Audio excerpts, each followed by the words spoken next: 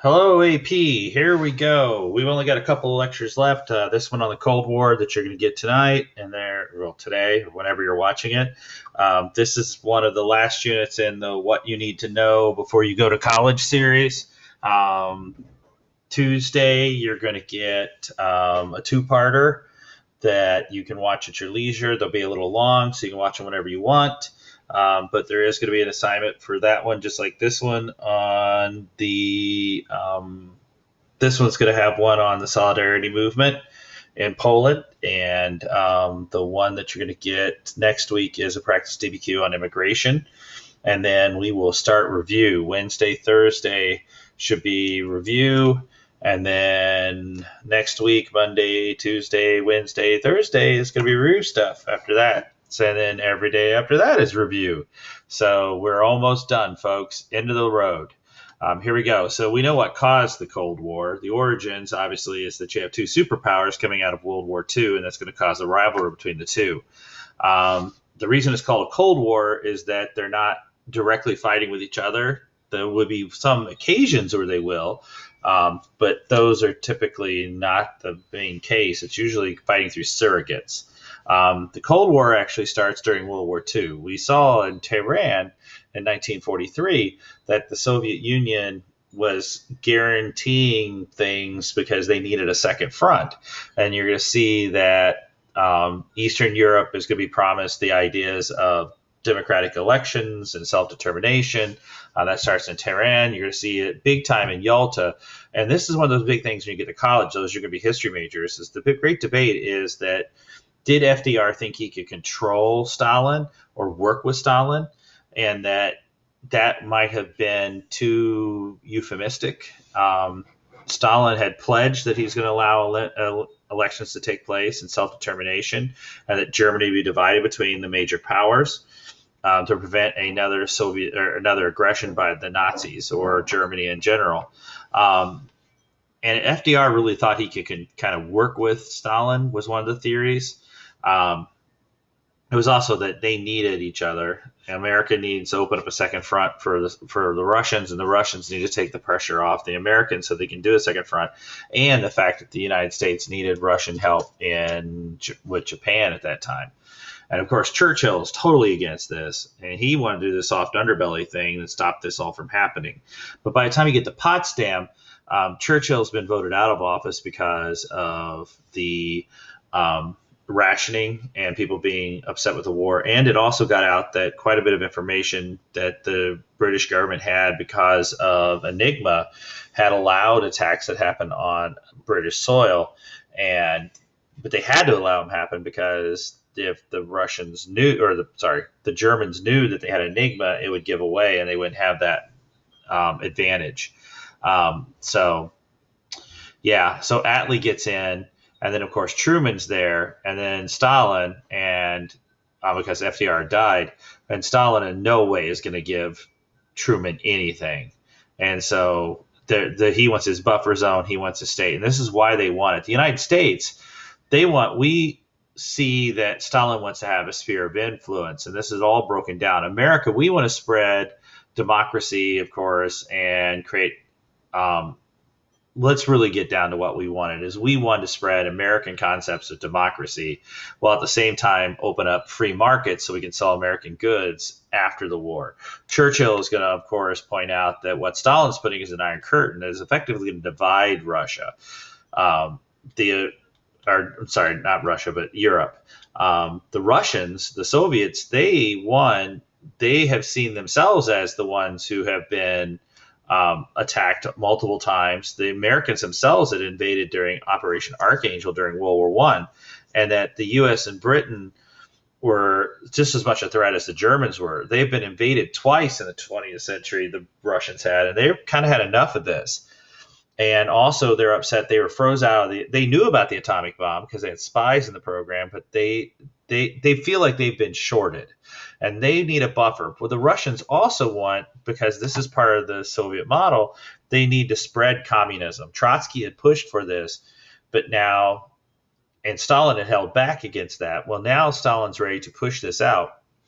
he also realizes that as part of his economic 5-year plans, he needs a market to sell the goods that he's producing. And that by taking over Eastern European countries, those satellite countries then provide both a source of materials to make things for Russia and also a market to sell things. So it's kind of like an internal imperialism that Stalin's running. So there's a lot of reasons here besides that. Um, they're going to portion out the Germany. So when I was your age, there were two Germanys and two Berlins. This part is obviously Russian controlled, and these are the major allies. This is going to become the Federal Republic of Germany, and this is going to become the East German or the Democratic Republic of Germany, which is a regime that's highly influenced and under the control of Moscow. And even Berlin itself, you can see right here, Berlin is also going to be divided up by the powers too. Um, and this is what Europe looked like then at the end of World War II. Of course, like we said, Churchill's going to be pointing out the idea that there's an Iron Curtain, and we're going to see the concept of containment is going to come out of this, because containment was started by an American named George Kennan, who worked for the State Department. And his proposal is that we can't obviously go after the Russians because that would cause World War III. So instead, what we'll do is we'll contain the Russians. And this containment theory actually works very well when it came to European communism, because really down deep inside, the Russians, yes, we've talked about how they fell behind. They had serfdom, and they did not have the economic structure, and they had all these other problems that that Western Europe didn't have. Well, the thing is, they still want to be Western European.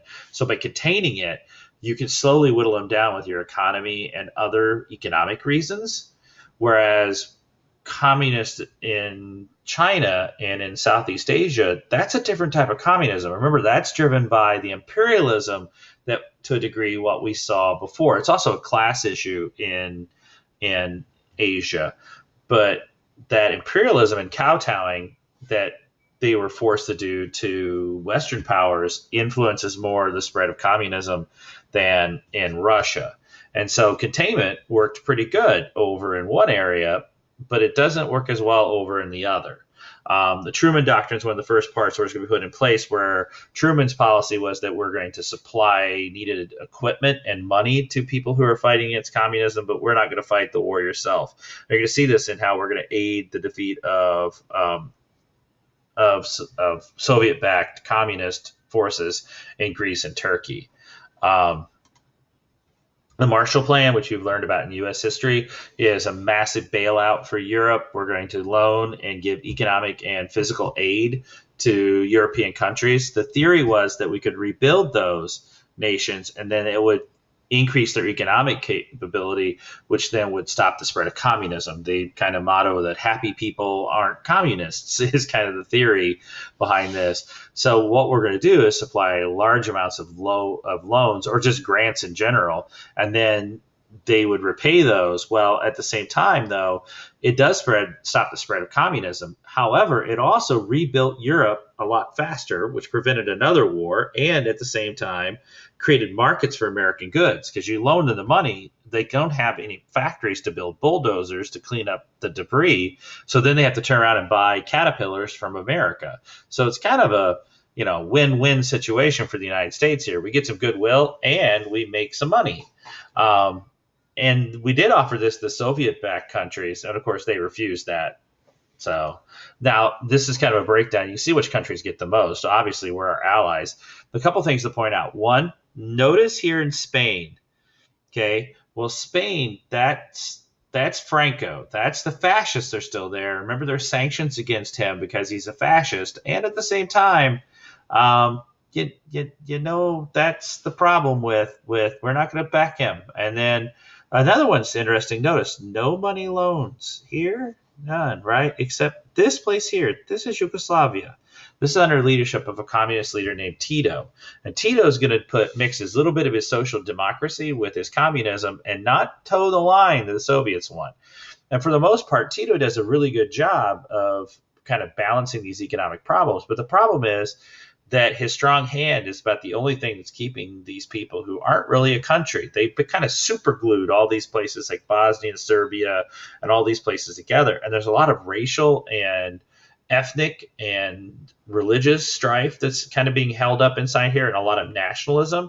And when Tito dies, all this is going to come apart in the 1990s, and it's going to turn into civil war and ethnic cleansing.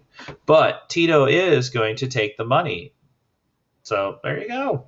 Okay. There's right away, there's a crisis in Berlin. You know about this. This is where Stalin wants to force the Americans and the Allies out of Berlin. So he blocks the roads, he blocks the major railways, and he's going to starve them out. Well, of course, Truman then decides that he's just going to supply the entire city by air. And after over a year of doing this, supplying everything from diapers to gasoline to candy bars, Stalin gives in. So it's one of the very first challenges between the United States and Soviet Union.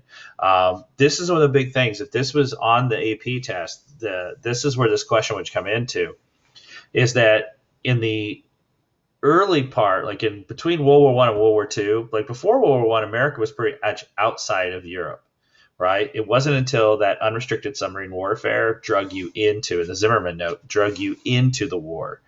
But then in the 1920s, you went to that kind of return to isolation and that return to normalcy under Harding. I mean, you were the ones that came up with the Washington Naval Treaty to restrict battleships, and you were the ones who came up with that beautiful thing called the Kellogg-Briand Pact that just outlawed war.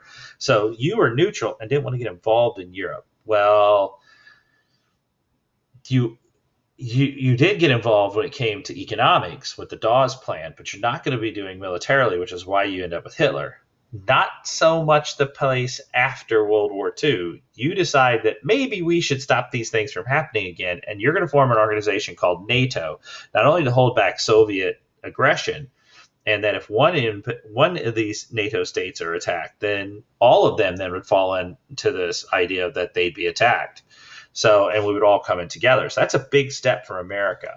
Of course, the Soviets then respond with the creation of the Warsaw Pact, which of course is now defunct, which is funny that many of the former NATO powers or former Warsaw powers are now NATO powers, or are aligned with NATO, like Poland, which is building a NATO military base, or Latvia, Estonia, and Lithuania, who are, I believe, part of NATO now.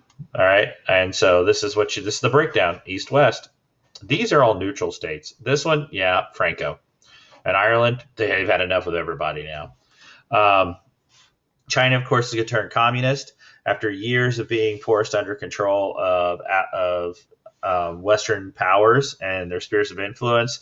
During World War II, the nationalists have been supported by the United States.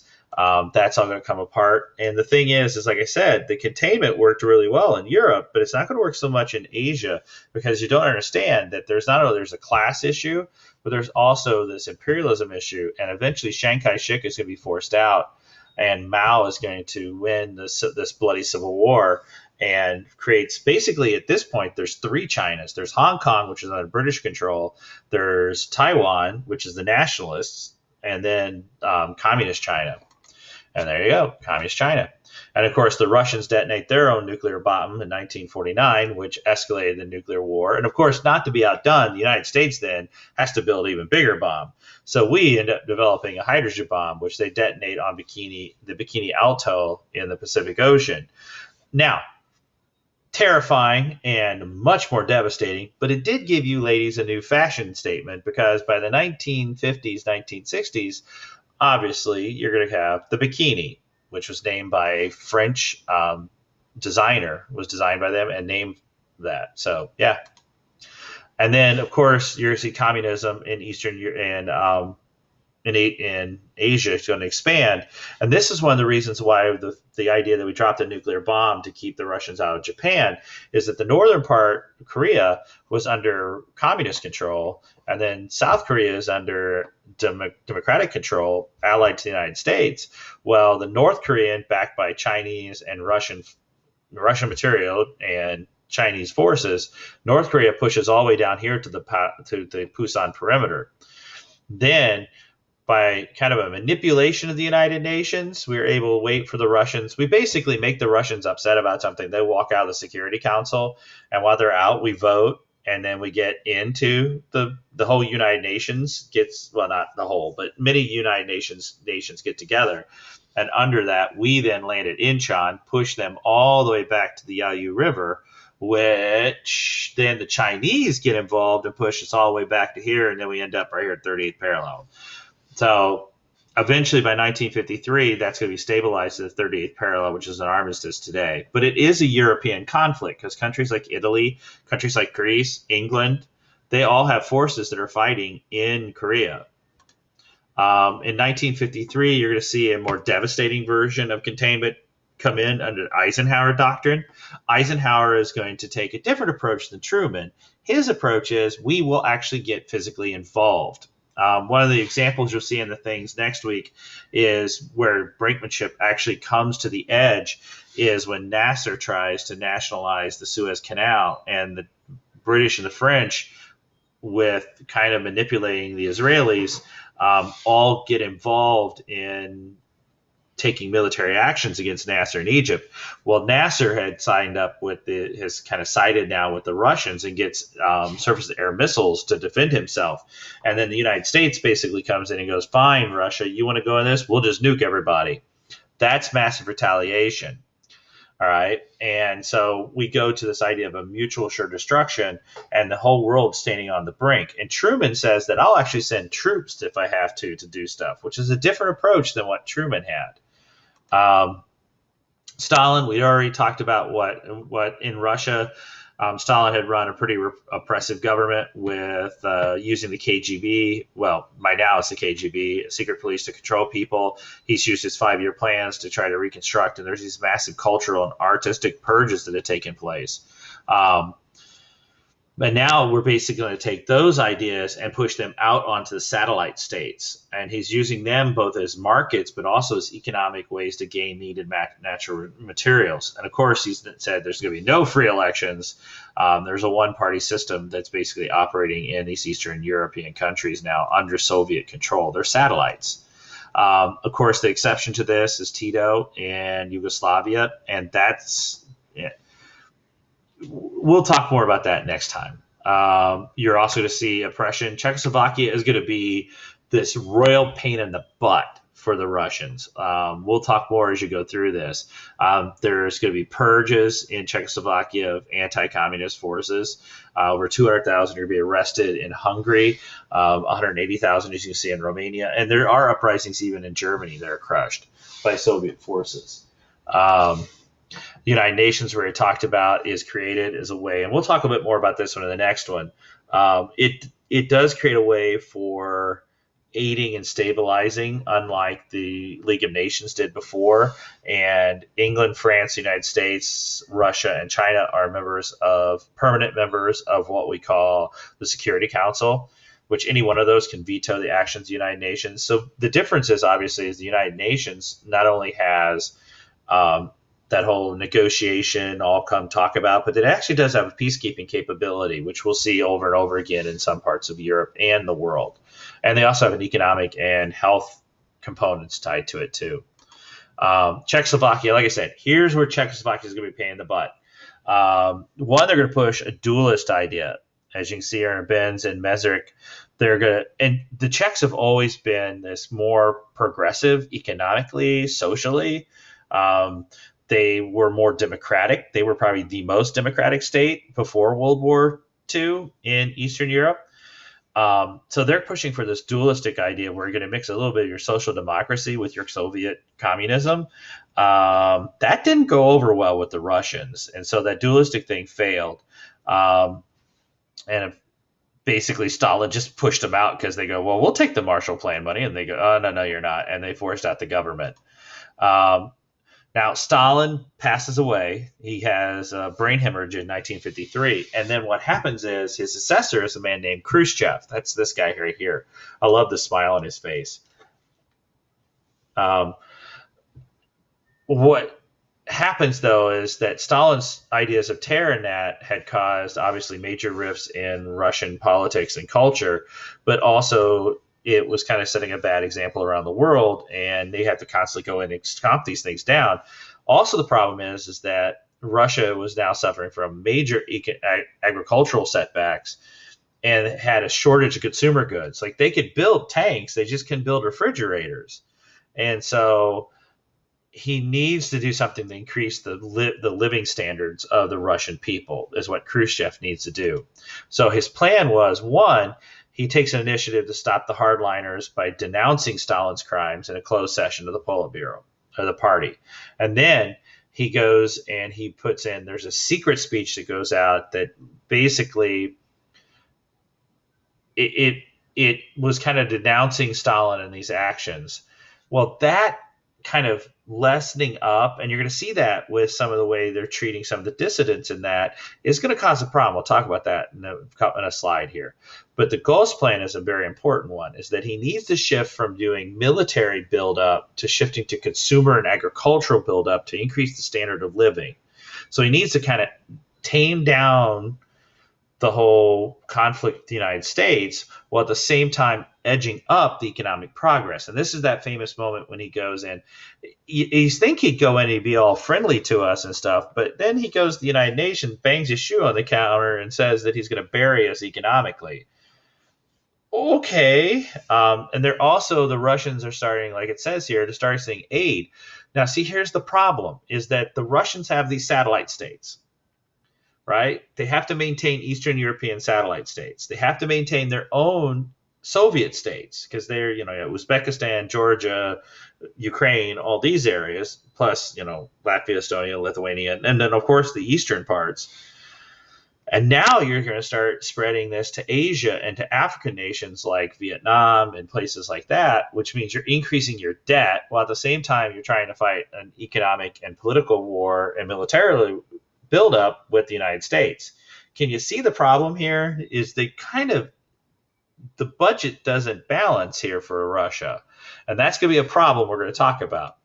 And this lightening up, like you see in these examples of where Russian dissidents were being treated less harshly, and you're seeing, like I've read this one, The Day in the Life of Ivan Desenovich, it's just heartbreaking what happens in these gulags.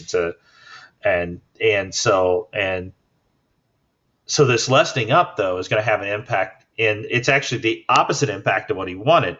He thought that these people would then become friendly and be all excited about being, I guess, communist controlled, but the problem is the de-Stalinization actually backfired. You're going to see rioting in Poland in 1956 under Gomulka, who was, and then you're going to see also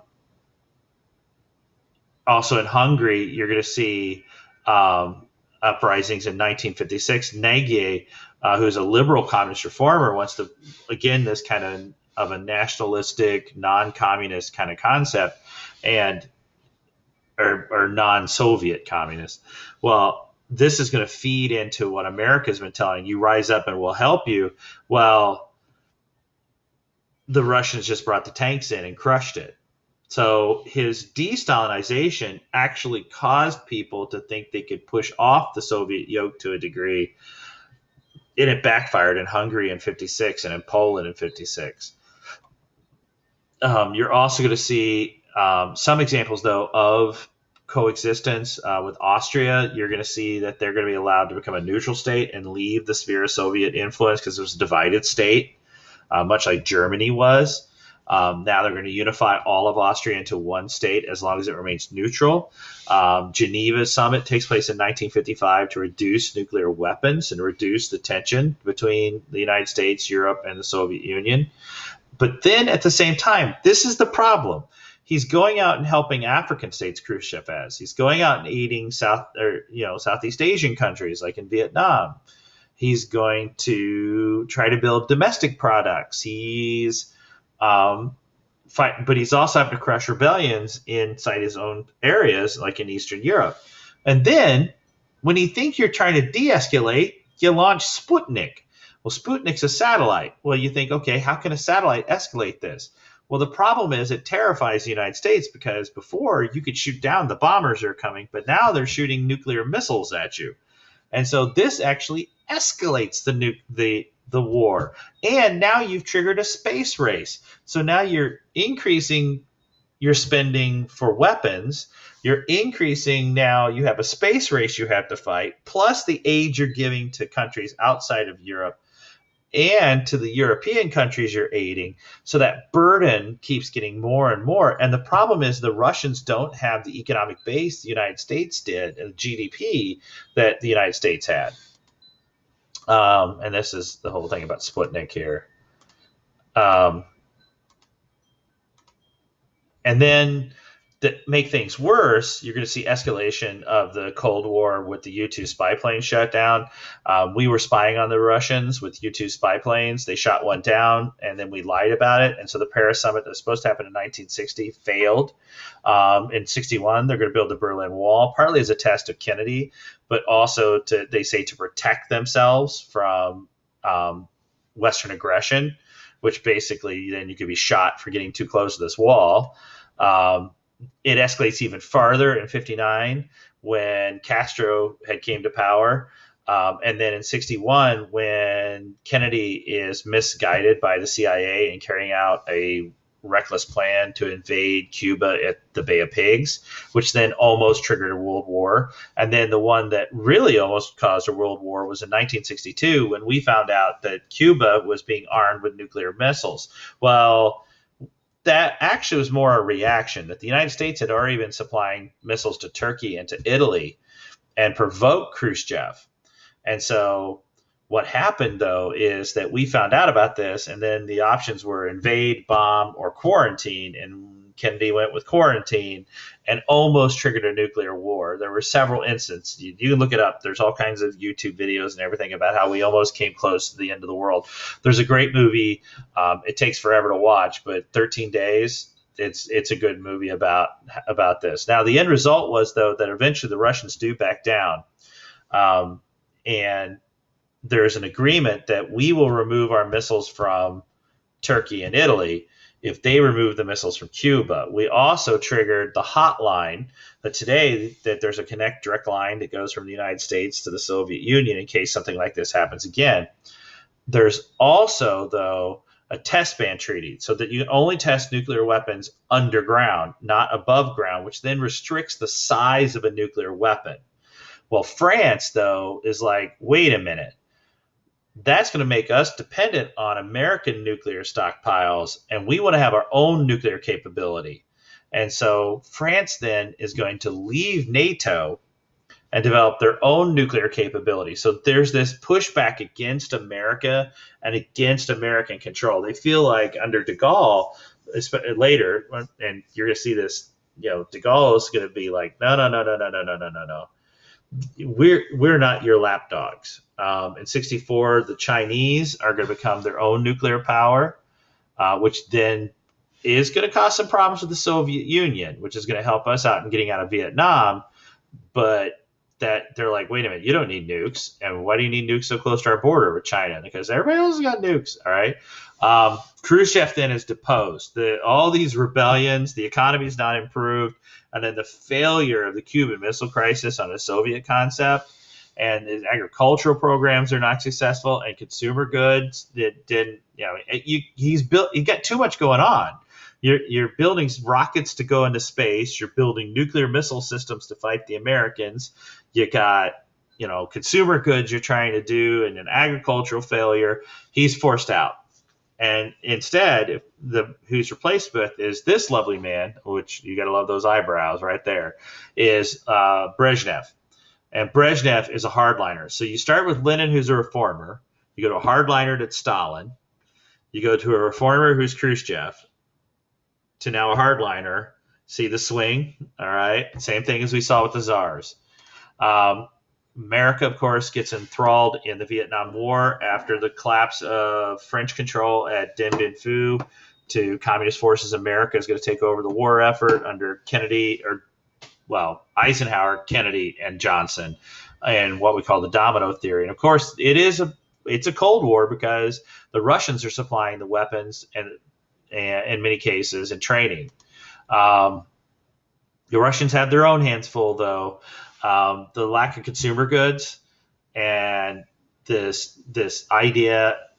And as you see consumer goods, flood in, they're from the West, there's a push to go, wait a minute, why can't we have those things? And so, again, the Czechs, under Dubček, he's the elected leader, he's going to push in what we call a thing called Prague Spring, which they want to get a little bit of their communism with a little bit of their socialism. So they want to have some democratic elections and have some consumerism and like the NEP thing we talked about with Lenin, while at the same time have a little bit of freedom, but have a whole lot of still the people are running everything of the communism.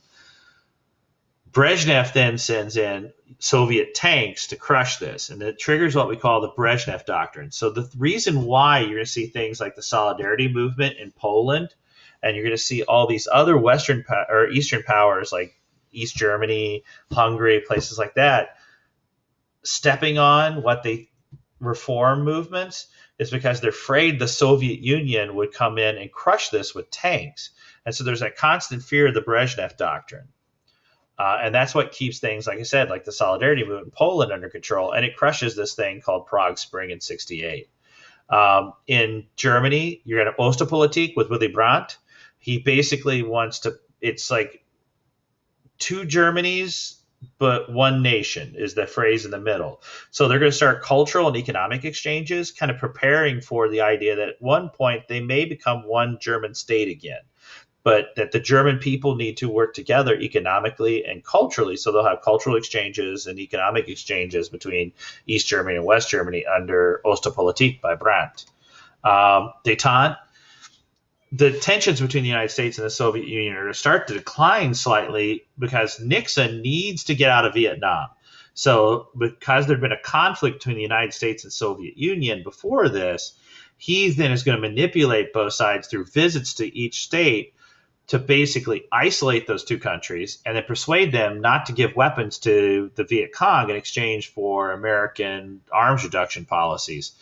So basically, this is realpolitik. He's manipulating all the forces on the table to get what he wants, while at the same time getting even more what he wants. So this is going to help end the Vietnam War, and it is going to ratchet down tensions that happen between the United States and the Soviet Union and China. We also got pandas out of it. The ballet came, and Nixon was kind of friends with Brezhnev. That's kind of a weird thing. I think Nixon bought him a car at one time. They drove it around Camp David.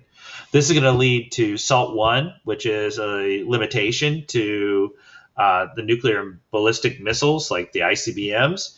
And it also is going to reduce the number of anti-ballistic missiles. And the theory was then if you stop people from making the missiles, they'll shoot down the missiles, they'll be less likely to want to start a war. Well, the problem is when you get into the 1980s and 90s, Reagan's going to come up with a thing called the MX missile. Well, him not personally, he's just going to pay for it. That has 10 multiple independent reentry vehicles instead of one nuclear missile. So you can have all the nuclear missiles you want that fit within the SALT treaty. They just have more warheads on them. And the anti-ballistic missiles that does that. But if I build a space laser that shoots it down, that's different. There could be a Helsinki conference in 1975. And that's going to basically, the Soviet Union agrees to what the borders were at World War I effectively, or World War II, sorry, and effectively ends the Cold War, or not the Cold War, sorry, messing up there. It effectively ends World War II, but there's also a guarantee of liberal exchanges. In other words, we'll have cultural exchanges and things like that if the East and West both adhere to human rights. Of course, the Russians aren't going to do that. So, and then, well, détente doesn't last very long because by 1980, SALT II treaty fails because the Russians invade Afghanistan. And so that invasion of Afghanistan, the United States then has to boycott the Olympics in 1980. The Russians are going to do the same thing to us in 1984. The United States stopped shipment of grains, which actually didn't hurt the Russians very much. It hurt us, our farmers, more. And then, of course, they also stopped the Soviet Union from getting some things like computers and things like that were coming consumer goods again. Other countries obviously deplored it, but didn't actually go against, like they didn't put the sanctions in. But we also went one step further, the United States did, and we started supplying a group of rebels called the Mujahideen. And some of those Mujahideen who were going to fight against the Russians, and basically this turns into Russia's Vietnam. We're supplying the weapons like they did to the Viet Cong. And so this thing spirals. It's a 10-year war that costs huge amount of lives and huge amount of money. So again, now they have an unending war in Afghanistan, which should sound somewhat familiar.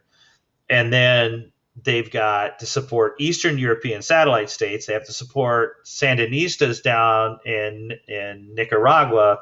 They have to in El Salvador and communist forces in Cuba, and they've got to help support communist operations in North Africa and pro-Soviet governments in the Middle East, and then, of course, Southeast Asia, and on top of it, produce consumer goods. And remember, unlike the American system, all of that is on the government itself. And so, yeah, and then this, like I said, this unending war just doesn't do well for them.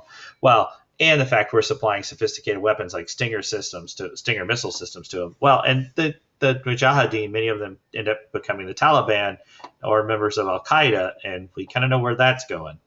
So now, the 1980s, one of the things to stop the spread of communism in Europe is they're going to start a socialism in large amounts, like the National Health Service in England. Well, that huge amount of debt that's coming in from that's being put on the middle class then causes a conservative backlash. So you're going to see people like Margaret Thatcher, Helmut Kohl, and in America, Ronald Reagan are both social conservatives, economic conservatives, and anti-communist conservatives. They're pro-military. Thatcher is probably the first of these when she comes to power in 79. The Iron Lady, she's going to be very, very, pro-conservative economic. There's bitter strikes. She's going to basically shut down the coal industry in England. We'll talk more about her later in that. But she's very hard line when it comes to military and a huge buildup. And the British got the chance to try their new shiny toys that they're building as this massive military buildup in the Falkland Island War when Argentina took over the Falkland Islands. And then she sent her entire fleet and military to take it back, which, of course, it was like a big hurrah. Remember, America and these countries hadn't had a win for a long time. And so this is the British version of like the Gulf War, where you go like, hey, I can actually win things again. Cole, same thing for Germany. And of course, Ronald Reagan. He is going to spend huge amounts of money on fighting the Russians. Now, of course, there are historians, and there's a lot of people out on this, is that this is the thing that brought down the Soviet Union. Not really. I think all the things I've already listed for you, probably all those economic burdens and supporting all those satellite states and the fact that you people were like buying new types of jeans every other week and your fashions were changing so rapidly, which created more demand for consumer goods. That's probably more, and the corruption inside the Politburo. Yeah, that's probably more what caused it. But I can tell you, building space shuttles and death rays didn't help any. And on the positive note, you got your cell phones and the internet and the Chromebooks you're using right now, all because of what we call the Strategic Defense Initiative for Star Wars. The theory was they're going to shoot down the nuclear missiles that came in. It never would have worked. But like I said, it gave you the internet, so you can watch cat videos. So, yeah. Now, this goes along with the DBQ.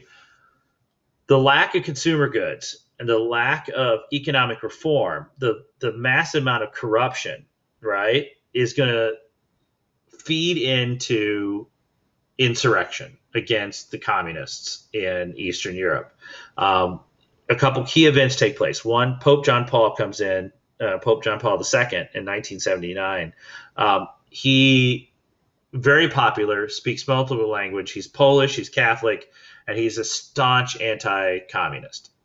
Yeah, he's very much for human rights. He can go around and speak out about the Russians and about communism and about the way people are treated just all the time. And there's nothing the Russians could do about him. In Poland, you're going to have a group called Solidarity, led by it's a union. It's a dock workers union called Solidarity, led by Lech Walesa. It demands, like it says on the screen, includes right to form and trade unions. They want better pay. They want better working conditions. They want the right to strike so they can earn more. And of course, in a communist system, they can't get that. Freedom of speech and the release of political prisoners. They want economic reform. They want goods in the stores. So the unions then, because they can control the docks and control the shipping, control the production, it's basically the communists are getting revolted by the proletariat. And then, but the problem is the Polish governments, like you can see on the screen, are worried about that whole Brezhnev doctrine. So they're going to basically outlaw Solidarity and push it underground. And Lech Walesa is put on house arrest during this. But you can't shut the Pope up. Well, there's a succession of failed leaders and drop off and all these that die. And that's what they do. They just come in, they die after Brezhnev dies. And that leads, because of the political and economic kind of corruption that's happening in the Soviet system. On top of that, the economic problems and the strain of all these other places outside, they're going to look for a reformer. They're going to bring in Mikhail Gorbachev. And Gorbachev's going to propose two ideas. One is perestroika, which is a restructuring of the economy, which looks a lot like NEP. But he also wants to push in new political ideas through Glasnost, which is the introduction of free speech and political liberalness and lifting those censorship ideas. Basically, we've seen this pattern before. This is the Ghost Plan or NEP, and now this is the de-Stalinization stuff again. And we know how this happened before, and guess what? It happens all over again. But you're going to see some progress. You're going to see that he's going to get rid of the Brezhnev doctrine. He's going to pull out of Afghanistan. Well, guess what? By lifting the Brezhnev doctrine, you're going to get what's happening in the next slide. He is, though, going to reduce, finally, a communist leader that's going to reduce the tension between the United States and the Soviet Union. You're going to have the INF Treaty, which is going to reduce intermediate nuclear missiles, which are those short-range missiles, and the START Treaty, for the first time in the 1990s, under Bush and Gorbachev, actually reduces the number of nuclear missiles in the world. So, which, by the way, we had more. Just let you know. And then this is the beginning. By lifting that Brezhnev doctrine is going to allow these people who want to be the Soviets wanted to maintain these Soviet controlled satellites, but there's too much to hold on to. Solidarity ends up being legalized in 1989, and then which is one of the very first of the non-communist leaders in Eastern Europe. Okay. Lech Walesa has become elected president in 1990, but Solidarity itself is going to fall apart. But it opens up that door. Hungary is going to break away in 23, which sets up the stage, because what happens is East Germans are simply just going through Hungary into Austria into West Germany. So if you want to get out of East Germany, you just went to Hungary, who opened up its borders, and then go to Austria, and then go to West Germany. And so it wasn't very long until that all fell apart. In 1990, they merged economically. And then eventually East Germany and West Germany become, like, they're unified in 1990. They're going to be economically merged in 1990. And then soon after, they're going to become part of NATO altogether. The Czechs, again, third time's the charm. This one is called the Velvet Revolution, because it's basically they wake up in the morning and they're communist. And by midnight, they're not communist anymore. They just kind of all agreed not to be communist, and it's just all peaceful. They just go, well, let's not be communist. By the way, Czechoslovakia, again, as I said before, is not really a country. It's two people that were kind of super glued together. And so it's not a few years later that the Czech Republic splits away from Slovakia, and it's actually very amicable.